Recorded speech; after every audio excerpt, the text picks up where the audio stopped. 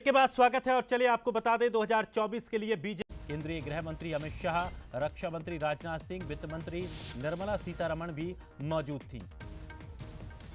तो देखिए, प्रधानमंत्री मोदी की 10 बड़ी बातें भी समझ लीजिए। संकल्प पत्र में 70 साल से ऊपर के हर व्यक्ति के आयुष्मान कार्ड बनाने की बात कही है।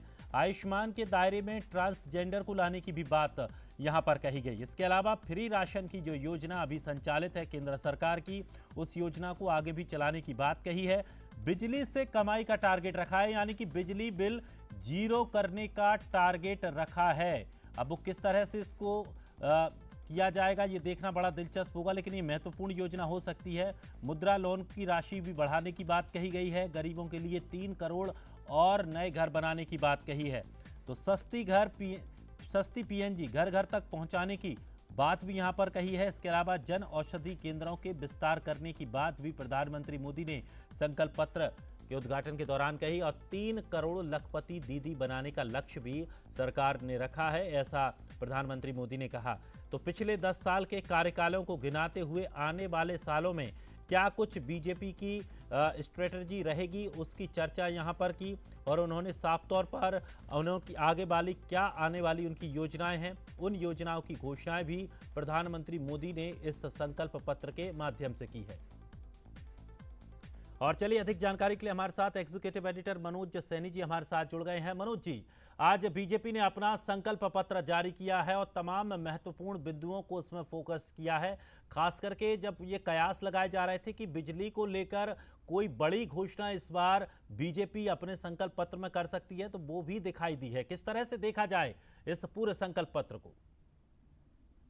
देखिए, निश्चित रूप से भारत के प्रधानमंत्री नरेंद्र मोदी, जेपी नड्डा, तमाम लोगों के बीच में ये हुआ है संकल्प पत्र जारी। लेकिन इसमें आप जो कह रहे हैं दिनेश, यदि हम देखें तो 2029 तक की योजना दिखाई देती है। 2029 तक यानी मुफ्त राशन मिलेगा अब गरीबों को।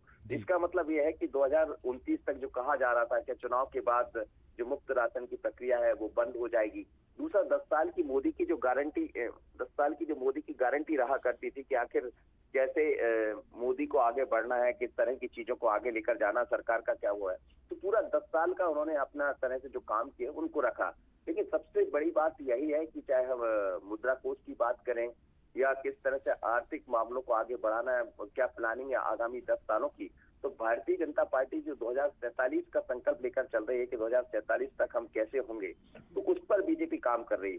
तो इससे समझ आ रहा है कि जिस तरह की बातें कही गई है खासकर प्रधानमंत्री मोदी की तरफ से संकल्प पत्र में, तो वो ये तमाम तरह की चीजों की तरफ इशारा कर रहा है। लेकिन इसके साथ ही हम देखें, चाहे मुद्रा योजना के तहत 20 लाख रुपए की बात हो या 70 साल की ऊपर बुजुर्गों को आयुष्मान योजना के तहत 5 लाख रुपए मुफ्त की बात हो, या ये कहा जाए कि चुनाव के दृष्टि से मतदाता सूची जो शुरू की जाएगी, गरीबों को 3 करोड़ रुपए दिए जाएंगे। तो गरीबों को लेकर एक बड़ी योजना है 3 करोड़ रुपए देने की। लेकिन सबसे बड़ी बात यही कही जाएगी कि मुफ्त राशन जो मिलता था, जो कोविड के दौरान शुरू हुआ था, वो जारी रहेगा। तो 10 साल का पूरा रोड मैप लेकर सरकार आई है और ये कहा भी जा रहा था, क्या उसमें कुछ और चीजें दिखाई देंगी।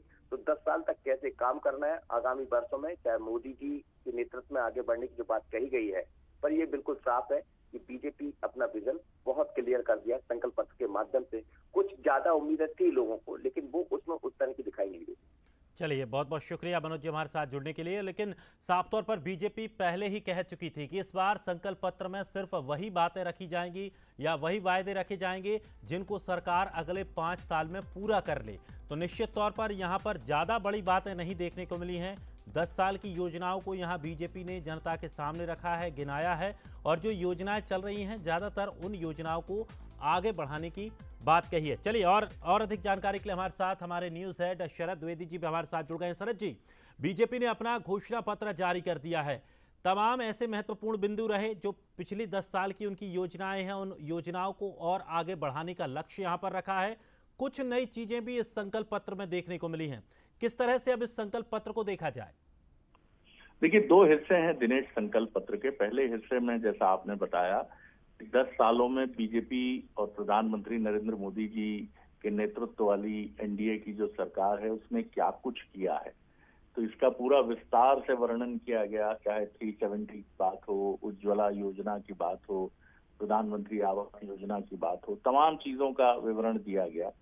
और ये भी बताया गया कि जो अति गरीब हैं, अभी अंतर्राष्ट्रीय मुद्रा कोष ने जो आंकड़े जारी किए हैं उसमें ये कहा गया है कि अति गरीब सूची में भारत का प्रतिशत काफी कम हुआ है, न्यूनतम हुआ है। यानी भारत में अति गरीब जो हैं, बहुत ज्यादा गरीब जो लोग हैं, उनकी संख्या में भी बीजेपी ने दावा किया है कि काफी कमी आई है। और ये बात हम नहीं कह रहे, ये अंतर्राष्ट्रीय मुद्रा कोष उसके आंकड़े ये बात कह रहे हैं।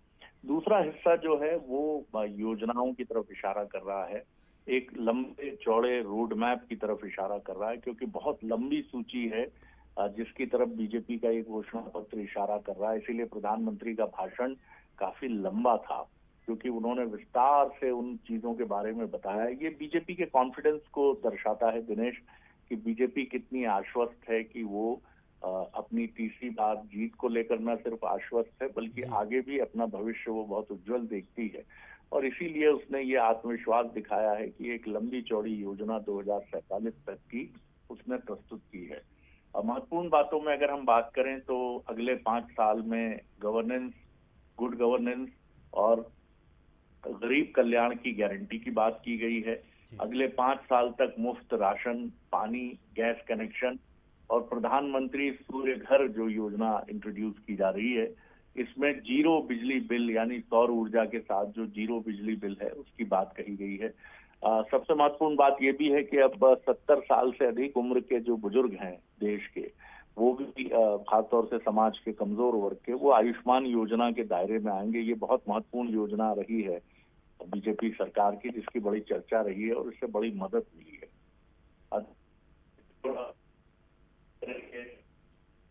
नारायणी के तहत 3 लाख दीदियों को ये बात पहले भी कही गई है। हेल्थ की तरफ भी ध्यान दिया गया है। श्री अन्न सुपरफूड की स्थापना की बात है। कृषि इंफ्रास्ट्रक्चर विकास की बात है। हाईवे पर ट्रक चालकों के लिए आधुनिक सुविधाओं की बात है। भारत योग का ऑफिशियल सर्टिफिकेशन देगा। 2025 को आदिवासी गौरव वर्ष के रूप में मनाएंगे। ओबीसी, एससी, एसटी समुदाय को हर क्षेत्र में सम्मान की गारंटी की बात की गई है। विश्व भर में रामायण उत्सव मनेंगे। अयोध्या का विकास होगा। 6G टेक्नोलॉजी के जरिए उस पर काम करने की बात कह के प्रधानमंत्री ने युवाओं को लुभाने की बात की है। भारतीय न्याय संहिता लागू होगी, जो एक बड़ा फैसला है। नई वंदे भारत, अमृत भारत और नमो भारत ट्रेन जो हैं वो चलाई जाएंगी। नए airport, highway, metro, under water metro का निर्माण किया जाएगा। Bharat space, artificial intelligence, quantum, ये तमाम चीजें जो हैं ये बताती हैं कि कितनी कॉन्फिडेंट बीजेपी।